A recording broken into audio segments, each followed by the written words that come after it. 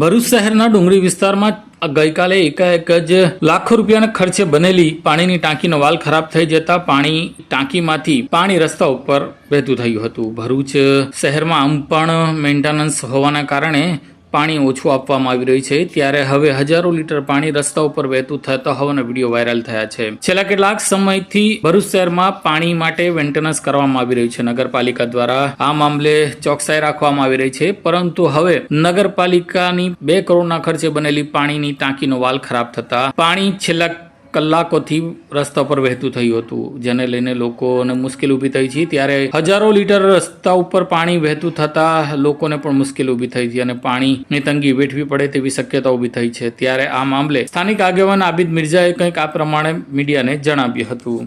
જય હિન્દ, જય ભારત. આજે મેં સોશિયલ મીડિયા પર 10મો 12મો વિડીયો છે. ભરૂચ ડુંગરી વિસ્તારની જે ટાંકી વાળ ઘર લીકેજ થાય છે, હજારો ટન લીટર પાણી વેખરાય છે. કેમ કે આ નગરપાલિકાની આંખ નથી ખુલતી. અને હું આ ચેનલના અને વિડીયોના માધ્યમથી કહેવા માંગુ છું કે અહીંયા નગર સેવકો રહે છે અને વિરોધ પક્ષના નેતા જાતે શમશાદ અલી સૈયદથી રહે છે. જ્યારે આટલા વિડીયો કોઈ વાયરલ કરતો હોય તો તમારે આ વાતની જાણ કરવી પડે નગરપાલિકાને.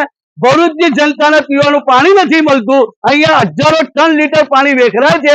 આ બેદરકારી નગરપાલિકાની છે કે નથી?